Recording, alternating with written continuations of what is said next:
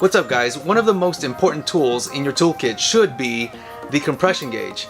With the compression gauge you can check the health of your motor to find out if there's blow-by through your piston rings or if there's something wrong with your valves on your head. And a compression test can be done on any engine guys. 1, 2, 3, 4, 5, 6, 7, 8, it doesn't matter. As long as you have the correct adapter to plug into where the spark plug area is, then you should be good. In today's video, I'm going to be doing a compression test on the 4-cylinder in the Honda Civic. First thing to do is start your car and warm it up to operating temperature. With this car, the gauge actually reads a little low, but this is operating temperature right here. I'm gonna need to pull the fuel pump fuse, and it is located right here in the fuse box. You can see that in this case, the fuel pump fuse is right here. And the fuel pump should not prime when I crank over the engine because I don't want fuel spewing into the cylinders while I'm cranking. So how do you know which is cylinder 1, 2, 3, or 4? Is it coming from this direction or that direction? Well, typically it is coming from where your belt and accessories are. So counting back, cylinder 1 is right here. 1, 2, 3, and 4.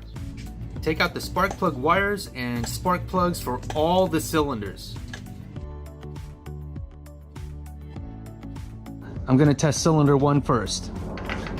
Just a heads up guys, compression gauges might read differently from one another. Check with the factory service manual pressures to see if your pressures are within tolerances and if the cylinders vary greatly from one another, because if they do, then there's an issue. For the first test, I'm only going to crank 4 to 5 times. This is because it's a 4-stroke engine, so I want to record the compression results for 1 cycle on this cylinder. Before you crank the engine, make sure that you step on the gas pedal all the way down so that the throttle body is opened and air can be consumed by the cylinders while cranking. With 4 cranks, I'm looking at about 180 psi.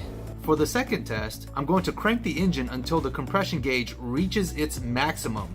In my case, I'm going to crank around 12 times, which should be more than enough.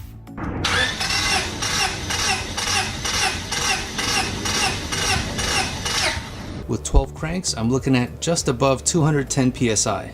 After doing a compression test on the cylinder, press the relief valve on the side to release the pressure and unscrew the gauge out. Continue the same process on the next cylinder or refer back to step 4 in this video for the other cylinders. Now you know the process, so the clips after this, I'm only going to show you the results for cylinders 2, 3, and 4. With 4 cranks, I'm looking at about 170 psi for cylinder number 2. With 12 cranks, I'm looking at about 205 psi. With 4 cranks, I'm looking at about 180 psi. With 12 cranks, I'm looking at right above 210 psi. With 4 cranks, I'm looking at right above 180 psi. With 12 cranks, I'm looking at right about 220 psi, which is high, and it may be due to carbon buildup in this cylinder. After compression testing all the cylinders, just put everything back in reverse order, and you are good to go. And that's how you do a compression test on an engine.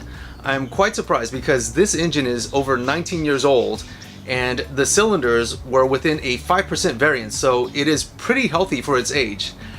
The next video is going to be the car review video, so now that I know and you know that the engine is healthy, this is going to be a pretty good car review because it's a great example. So that's going to be the next video. Other than that, I'll see you in the next one.